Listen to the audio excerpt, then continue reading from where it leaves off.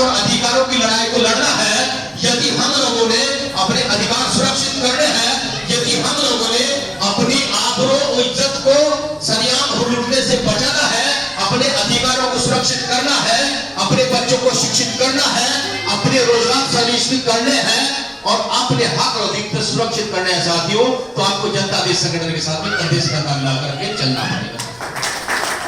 और ये मैं नहीं कह रहा साथियों, आपको आने वाले समय में हमारे महापुरुषों ने, यदि हम इतिहास की चादर उठा कर देखते हैं तो हमारे देश को आजाद कराने के लिए देश के सभी धर्मों के लोगों ने अपने जाति विशेष, धर्म विशेष, वर्ग विशेष को छोड़ करके सभी ने एक साथ मिलकर के देश की आजादी के लिए, स्वतंत्रता की लड़ाई के लिए अपने प्राणों का बलिदान दिया था साथियों। और तब जाके मैं और आप गुरुदास मंदिर के इस प्रांगण में खुली आबो हवा में सांस ले रहे साथियों। ये उन्हीं का, हमारे महापुरुषों का प्रतिफल है, उन्हीं की त्याग और समर्पण का, योगदान का ये आज हमें श्रेय है, ये फल है जो हम आजादी के रूप में प्राप्त करें साथियों। अगर हम लोग साथियों इस मंच के माध्यम से हरियाणा के जिला यमुनानगर के अंदर में इस मंच से मैं आप लोग को एक बात बता दूं साथियों, यदि हम लोग अपने घर से अपने अधिकारों के लिए नहीं निकलेंगे तो वो दिन दूर नहीं है साथियों कि फिर से दोबारा हम सबको गुलाम बना दिया जाएगा साथियों। और वो क्यों होगा? यदि हम हमारे अधिकार छीन रहे हैं और हम घर में बैठे हुए हैं, यदि मैं ये सोच करके अपने घर में बैठ जाऊंगा कि ये बारी मोहनलाल जी की, मुझे क्या जरूरत पड़ी हुई है, तो चिंता मत करें साथियों, आज बारी मोहनलाल जी की है, कल हो सकता आपकी गए साथियों। यदि मैं ये सोच करके बैठ जाऊं कि पुरुषों को पड़ा हुआ महिलाओं को क्या जरूरत पड़ी है साथियों, जब महिलाएं इस बात को सोचकर घर में बैठ जाएगी तो वो दिन भी दूर नहीं है कि महिलाओं की बारी आएगी साथियों।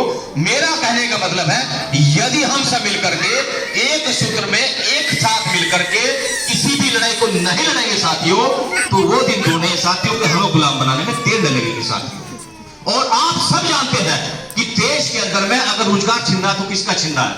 आप सब जानते हैं कि देश के अंदर में अगर शिक्षा छिन रही है तो किसकी छिन रही है साथियों? आप सब जानते हैं कि अगर स्वास्थ्य के क्षेत्र में, मेडिकल के क्षेत्र में अगर किसी का अधिकार छीनना है तो आप सब जानते हैं साथियों।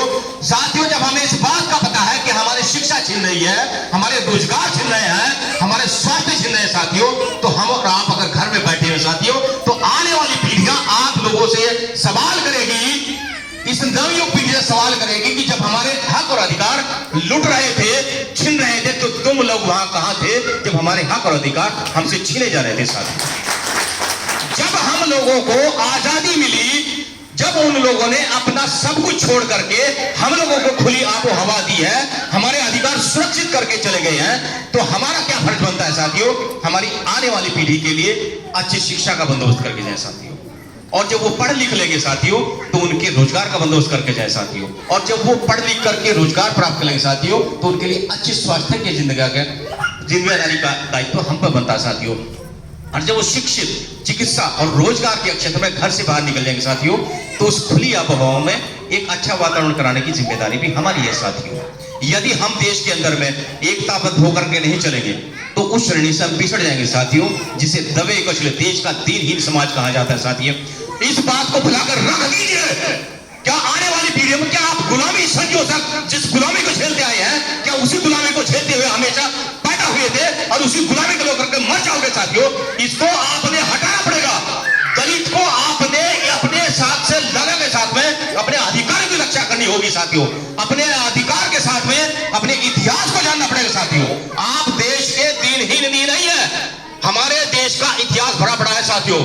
देश के जर्रे जर्रे में हमारे कुर्बानियों से हमारा इतिहास भरा पड़ा है साथियों, बशर्ते हमें उसका पता होना चाहिए साथियों। जो कौम अपने इतिहास को भूल जाती है उसे गुलाम बनाने में ज्यादा समय नहीं लगता साथियों। यदि आपके साथ में आकर के एक आदमी आपका हाथ देकर के बताएगा कि तुम्हारे नक्षत्र खराब है, और मैं ग्रेजुएट होने के बाद में उस बात को समझ जाऊंगा, मान जाऊंगा, कैसे दूर होंगे कि जाओ पीपल के पत्ते पर काले नमक, दही और दाल और हल्दी लेकर के उस पर धागा बांध कर तुम्हारे सारे नक्षत्र दूर हो जाएंगे साथियों। इसे कुरीति से, इस अंधविश्वास से आप तब तक दूर नहीं होंगे जब तक आपको सही ज्ञान प्राप्त नहीं होगा। हमारे महापुरुषों ने सभी ने बारी बारी से शांति का पाठ पढ़ाया है। जब जब हमने शांति की बात कही है, हम पूरी दुनिया में महात्मा बुद्ध हुए साथियों।